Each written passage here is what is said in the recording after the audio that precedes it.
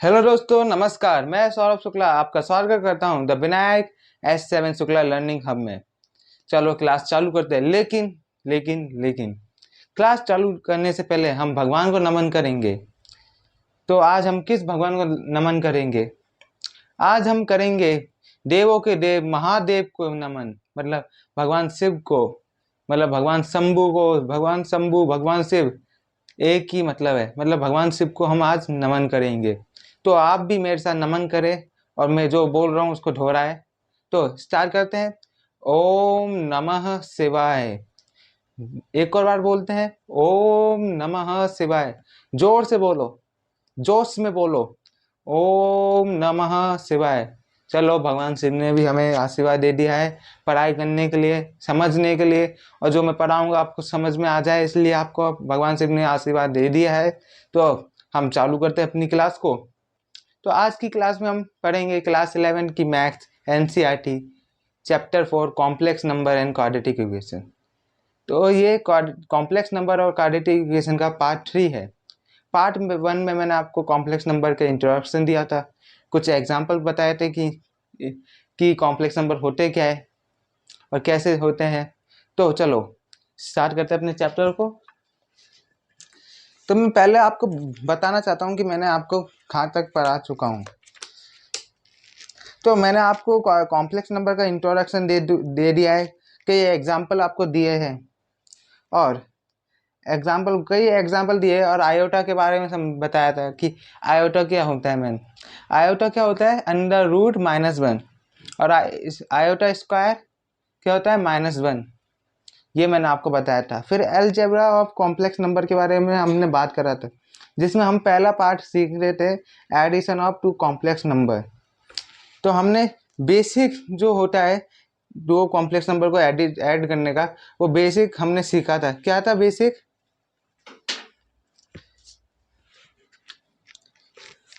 हमने क्या सीखा था, अगर Z1 और Z प्लस में Z2 है तो हम A प्लस C लिखेंगे और प्लस में आयोटा कॉमन लेंगे और B प्लस D लिखेंगे। ये हमने एडिशन का बेसिक फॉर्मूला सीखा था। ये बहुत इंपॉर्टेंट फॉर्मूला है, लेकिन बेसिक फॉर्मूला है। अब हम आज addition of two complex number के क्या कहते हैं, या तो प्रॉपर्टी बोल लो या लॉस बोल लो, वो लॉस को हम सीखेंगे। तो सबसे पहले आप ये फॉर्मूला को नोट करें, उसके बाद आपको मैं लॉस है, जो प्रॉपर्टीज है addition of two complex number की, वो आपको लिखवाता हूँ।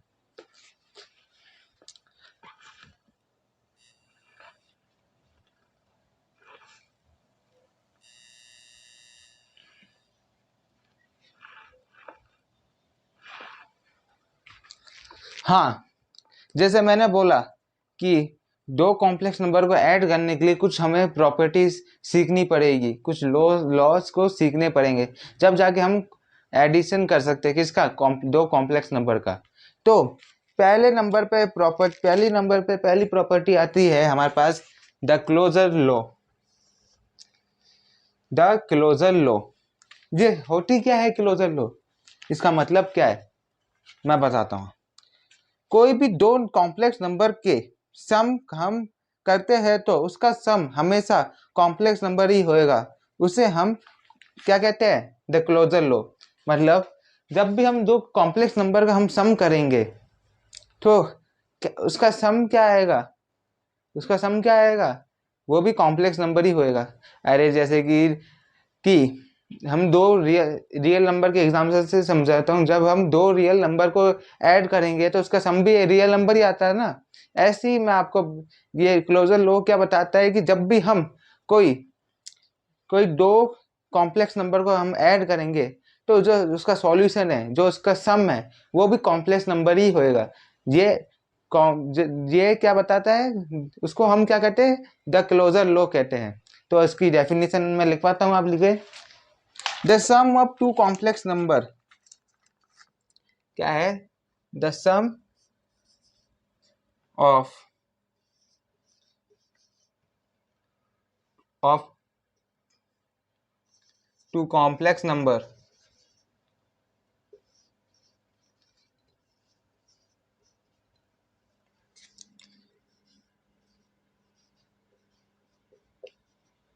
numbers is a complex number। जब भी हम कोई दो कॉम्प्लेक्स नंबर का सम करते हैं तो उसका भी सम क्या है, उसका जो सॉल्यूशन होता है वो भी कॉम्प्लेक्स नंबर ही होता है।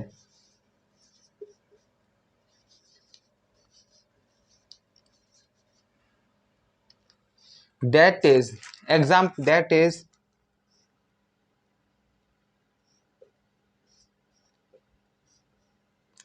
अगर Z1 को और अगर Z1 को Z2 से ऐड कर रहे हैं तो जो इसका सॉल्यूशन आएगा, जो उसका सम आएगा वो भी क्या होएगा, कॉम्प्लेक्स नंबर होएगा।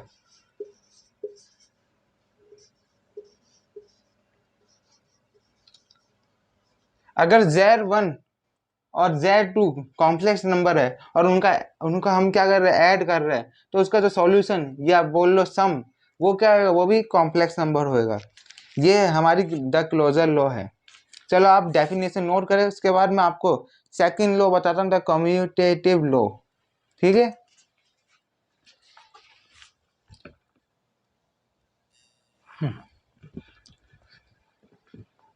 हाँ दोस्तों, जैसे मैंने आपको फर्स्ट डेफिनेशन समझाई, आशा करता हूँ आपको वो first definition the closure law की समझ में आई हुई होगी।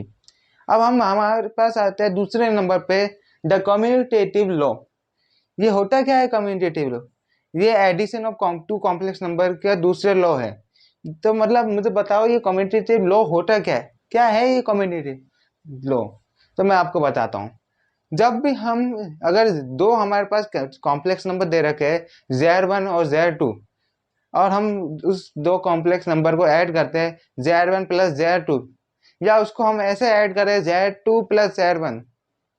इस पहले में हमने क्या करा, Z1 को पहले ले लिया, Z2 को बाद में लिया। और या उसको हम ऐसे ऐड करें कि Z2 को पहले ले लो और Z1 को बाद में लो, क्या वो दोनों सेम होंगे? उनका जो सॉल्यूशन होगा वो सेम होएगा? हाँ।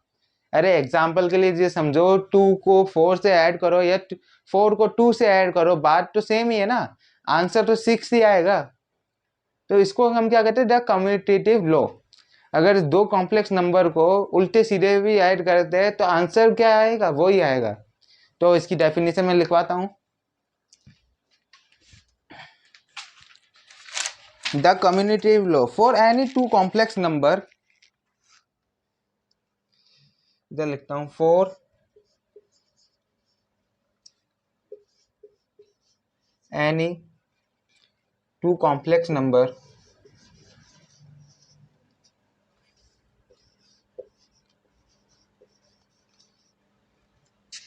numbers Z1 and Z2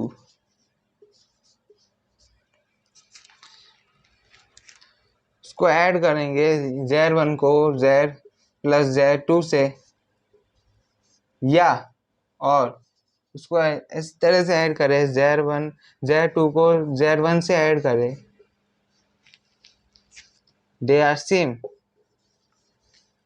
they are same.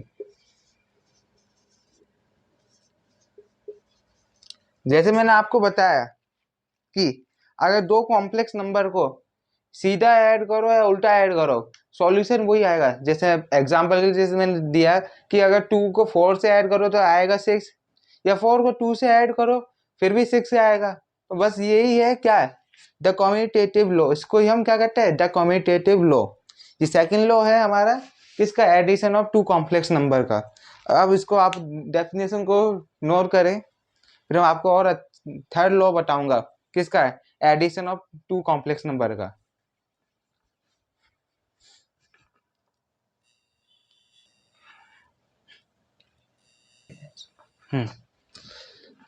हाँ दोस्तों, अब हम पढ़ेंगे थर्ड लॉ किसका, addition of two complex number का। तो इस थर्ड लॉ में हमारे पास है third law, the associative law. क्या होता है ये एसोसिएटिव लॉ? ये बहुत आसान लॉ है। अगर आपने कम्यूटेटिव लॉ अच्छे से समझ लिया है तो बस ये कॉम्यूटेटिव लॉ जैसा ही है। अगर आपको कॉम्यूटेटिव लॉ अच्छे से समझ में आ गया है तो ये द एसोसिएटिव लॉ भी समझ में आ जाएगा।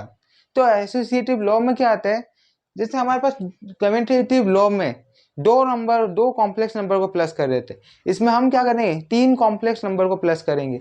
अगर हम Z1 Z2 और Z3 को प्लस करेंगे, या Z3 को Z3 plus Z1 plus Z2 को प्लस करेंगे, तो इसमें क्या होगा, बात क्या होगी, सेम ही होगी। अरे पहले हमने Z1 लिया, फिर हमने ऐड करा Z2, फिर हमने ऐड करा Z3, या हम पहले Z3 को ले रहे हैं, फिर हमने ऐड करा Z2 को, फिर ऐड करा Z1 को। इसमें क्या हो रही है, बात क्या है, सेम ही है, आंसर तो वही आएगा।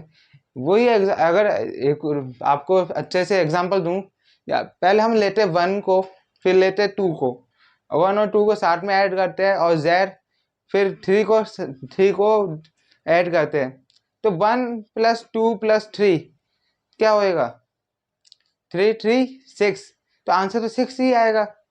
क्या आएगा, आंसर तो 6 ही आएगा। या 3 को पहले ऐड कर लो 1 से, फिर इसको बाद में ऐड कर लो 2 से, तो दोनों तरफ 6 ही आंसर आएगा। तो मतलब ये भी कॉम्यूटेटिव लॉ जैसा है, लेकिन कॉम्यूटेटिव लॉ में 2 कॉम्प्लेक्स नंबर थे, इसमें 3 कॉम्प्लेक्स नंबर को ऐड करना है। तो इसकी मैं आपको डेफिनेशन समझाता हूँ। तो डेफिनेशन क्या कहती है, फॉर एनी 3 कॉम्प्लेक्स नंबर, लिखता हूँ, for any 3 complex numbers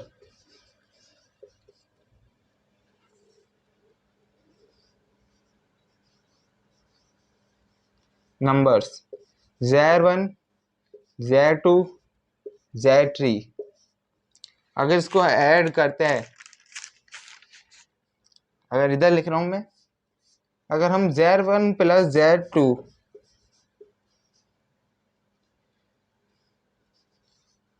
plus Z3 add करें, या हम Z3 plus Z2 plus Z1 को ऐड करें, तो ये दोनों क्या होंगे, सेम होंगे, they are same, they both are same, they both are same.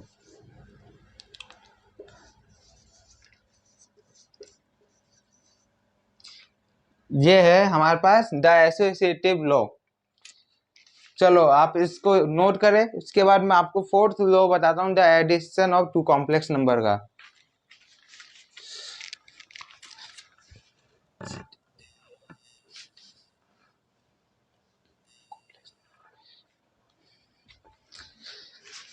हाँ दोस्तों, अब हम पढ़ेंगे फोर्थ प्रॉपर्टी किसकी, the addition of 2 complex number की। द फोर्थ प्रॉपर्टी क्या कहती है, क्या नाम है इस प्रॉपर्टी का, the existence of additive identity. क्या मतलब है इसका, तो मैं आपको पहले इसकी डेफिनेशन लिखवा देता हूँ, फिर आप इसकी डेफिनेशन से आपको अच्छे से समझ में आएगा। अगर आपके सामने मैं ऐसे ही बोलूंगा तो आपको सही से समझ में नहीं आएगा, तो बोलने का कुछ फायदा नहीं रहेगा। तो पहले आपको क्या करता हूँ, आपको इसकी डेफिनेशन लिखवा देता हूँ, फिर इसके बाद मैं आपको समझाऊंगा। तो इसकी डेफिनेशन नोट करें साथ ही साथ में, there exist the complex number,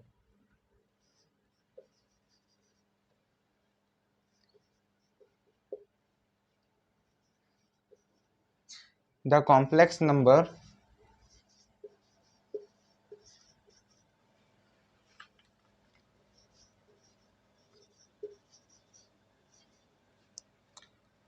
zero plus iota zero, ये इसको ध्यान में रखना है, 0 plus iota zero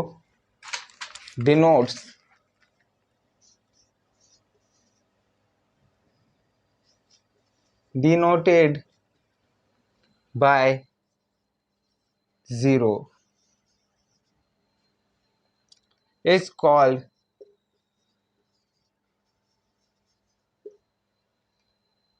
the additive identity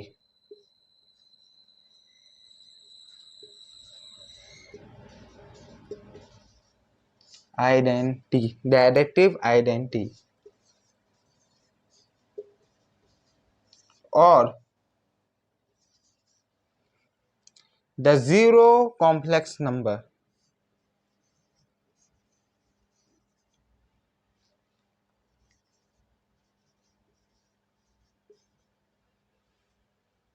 No. Such that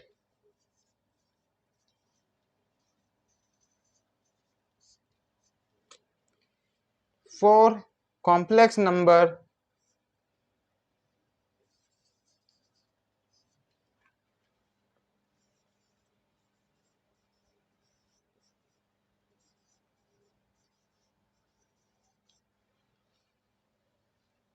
z, तो क्या होगा, z plus zero is equal to z।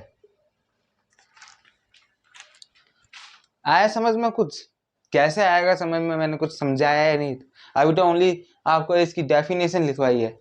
The existence of additive identity, ये क्या कहती है, ये आइडेंटिटी है क्या कि there exist the complex number, मतलब कॉम्प्लेक्स नंबर में भी कुछ एग्जिस्ट है। क्या एग्जिस्ट है?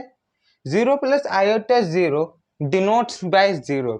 अगर हम जीरो प्लस आयोटा जीरो को ऐड करते हैं तो क्या आएगा हमारे पास आंसर? जीरो। क्या आएगा? जीरो। यही ये हमसे कह रहा है। और इसको हम क्या कहते हैं? द एडिटिव आइडेंटिटी या द जीरो कॉम्प्लेक्स नंबर। इस आइडेंटिटी को हम क्या कहेंगे? द जीरो कॉम्प्लेक्स नंबर कहेंगे या the additive identity, the zero complex number कहेंगे या the additive identity. Zero plus iota zero हमेशा जीरो, उसको हम जीरो बनाएंगे। लेकिन अगर कोई कॉम्प्लेक्स नंबर जेड है, लेकिन अगर कोई कॉम्प्लेक्स नंबर जेड है और उसको प्लस प्लस करते जीरो से, तो आंसर क्या आएगा? जेड ही आएगा। मतलब वो कॉम्प्लेक्स नंबर ही क्या आएगा? सेम रिपीट हो जाएगा। अगर जेड कोई कॉम्प्लेक्स नंबर है, उसको ऐड करेंगे जीरो से, तो क्या आएगा? कॉम्प्लेक्स नंबर ही आएगा। अरे वही बात होगी, अगर थ्री को प्लस करेंगे जीरो से तो क्या आता है? थ्री आता है ना, बस वही बात हो गई। अगर लेकिन जीरो प्लस आयोटा जीरो क्या होता है? जीरो ही होएगा। जीरो प्लस आयोटा जीरो को हम ऐड करेंगे तो क्या होगा? जीरो। कैसे? आप समझे? अगर हमारे पास, इसको थोड़ा रफ कर देता हूँ, इधर लिखता हूँ। अरे जीरो आयोटा क्या है? Under root minus one into zero equal to zero ही तो होएगा ना। Zero plus zero equal to zero. इसलिए ये क्या है? एडिटिव आइडेंटिटी है कि जीरो प्लस आयोटा जीरो क्या आएगा? जीरो होएगा। लेकिन कोई कॉम्प्लेक्स नंबर जेड है और उसको जीरो से ऐड कर रहे हैं तो वो कॉम्प्लेक्स नंबर आ जाएगा सॉल्यूशन में। मतलब जेड प्लस जीरो क्या आएगा? जेड होएगा। और जीरो प्लस आयोटा जीरो क्या आएगा? जीरो होएगा। इसको हम द जीरो कॉम्प्लेक्स नंबर भी बोलते हैं, या उसको क्या क्या बोलते हैं? The additive identity. आशा करता हूँ आपको ये समझ में आया होगी। चलो हम अपनी फिफ्थ प्रॉपर्टी के तरफ बढ़ते हैं, जब तक आप इसे नोट करें।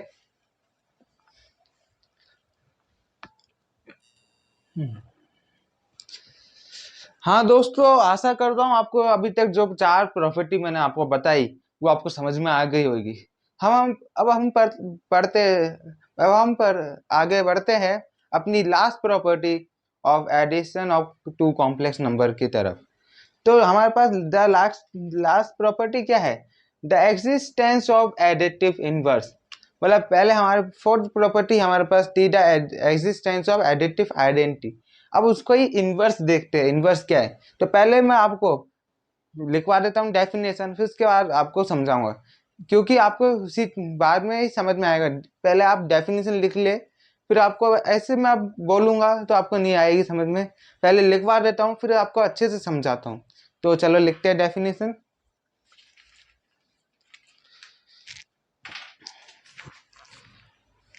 टू एवरी कॉम्प्लेक्स नंबर, जैसे लिख रहा हूं मैं,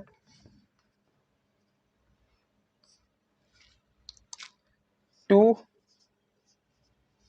every complex number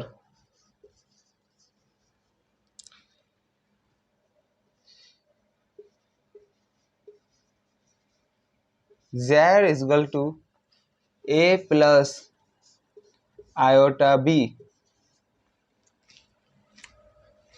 We have the complex number, but if if we have complex number, if we have the complex number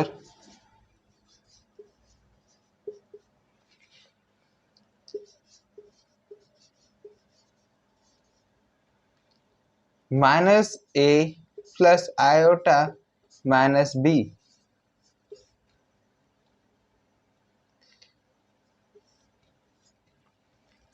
denoted as minus z,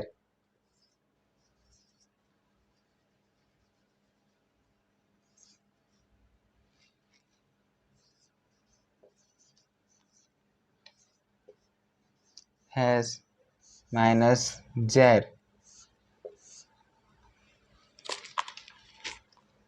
called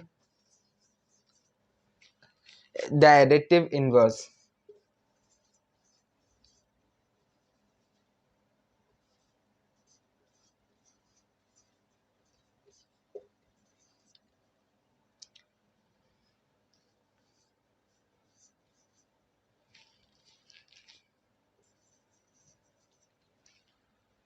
or negative of z, or negative of z.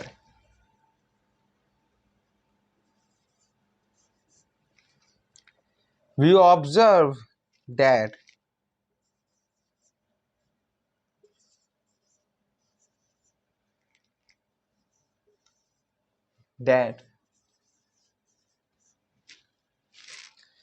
z plus minus z is equal to 0.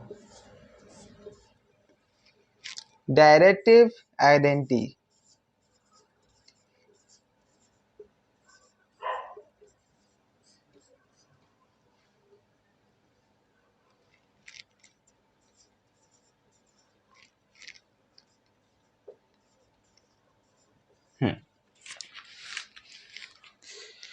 तो हमारे पास fifth property क्या कह रही है? The existence of additive identity. Existence मतलब मौजूदगी, किसी का प्रमाण, तो हमारे पास फिफ्थ प्रॉपर्टी में किसका प्रमाण है? एडिटिव इनवर्स का. तो एडिटिव इनवर्स क्या होता है? To every complex number z is equal to a plus iota b. हमने पढ़ा है कि कॉम्प्लेक्स नंबर z, अगर कोई कॉम्प्लेक्स नंबर z है तो z is equal to a plus iota b होता है. लेकिन अगर हमारे पास कोई कॉम्प्लेक्स नंबर है minus a plus iota minus b, तो हम उसको किस चीज से डिनोट करेंगे? उसको क्या बोलेंगे? अगर पॉजिटिव है तो उसको z बोलेंगे, तो नेगेटिव है तो उसको क्या बोलेंगे? माइनस z बोलेंगे. उसको डिनोट कैसे करेंगे? माइनस z को. अगर a माइनस a नेगेटिव और b नेगेटिव है तो उसको डिनोट करेंगे माइनस z को. और उसको उसको क्या कहेंगे? The additive inverse. और नेगेटिव z, उसको हम नेगेटिव z भी बोल सकते हैं या एडिटिव इनवर्स कह सकते हैं. मैं आपको वापस बताता हूं. अगर हमारे पास कोई कॉम्प्लेक्स नंबर z है, z is equal to a plus iota b है ना? और लेकिन अगर हमारे पास माइनस a है और माइनस b है तो उसको हम किससे डिनोट करेंगे? मतलब अगर हमारे पास कोई complex number minus a plus iota minus b है तो उस चीज को किससे डिनोट करेंगे? माइनस z से. इस पूरी चीज को हम क्या कहते हैं? The additive inverse. The additive inverse या नेगेटिव ऑफ z, या नेगेटिव ऑफ z, उसको हम नेगेटिव ऑफ z भी कहते हैं और क्या बोलते हैं? एडिटिव ऑफ इनवर्स कहते हैं. और हमारे पास और क्या है कि we observe that z plus minus z is equal to the additive is equal to 0. ये क्या है? Directive identity. अगर कोई, इसका मतलब क्या है? हमने ऑब्जर्व करा कि अगर कोई पॉजिटिव z, को नेगेटिव जेड से माइनस करेंगे तो क्या आएगा, 0 आएगा। मतलब कोई पॉजिटिव कॉम्प्लेक्स नंबर जैसे a प्लस आयोटा b को अगर माइनस करेंगे a minus iota minus b से तो क्या आएगा, 0 आएगा। वो क्या हो गई, डायरेक्टिव आइडेंटिटी हो गई। चलो आपको समझ में आ गया होगा जितना मैंने अभी आपको बताया। आप इसकी डेफिनेशन को नोट करें, फिर आपको मैं आगे बताऊंगा और दूसरी टॉपिक की तरफ हम बढ़ेंगे। Thank you.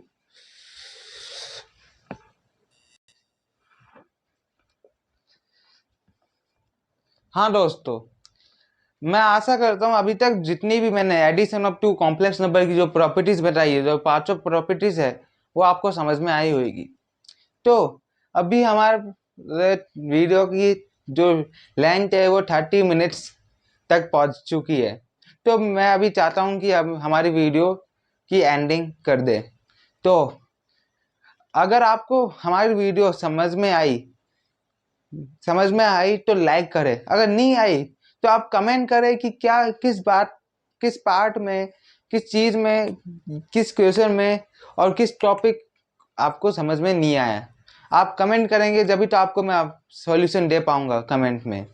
तो जाते जाते मैं आप इस वीडियो की एंडिंग खत्म करने से पहले आपको एक नई मोटिवेशनल लाइन सुनाता हूँ।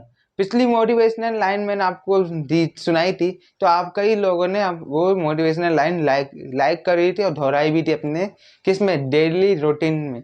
तो आपको एक नई मोटिवेशनल लाइन में देना चाहता हूँ, तो आप मेरे साथ बोले, साथ में 1 2 3 स्टार्ट करते हैं। उत्पात कमर क्यों डरता है, रिपीट करें, उत्पात कमर क्यों डरता है, चल देख खुदा क्या करता है। जहाँ जिद है आंधियों को बिजलियां गिराने की, तो हमें भी जिद है आशियाने बनाने की। तो थैंक यू, धन्यवाद। मैं सौरभ शुक्ला।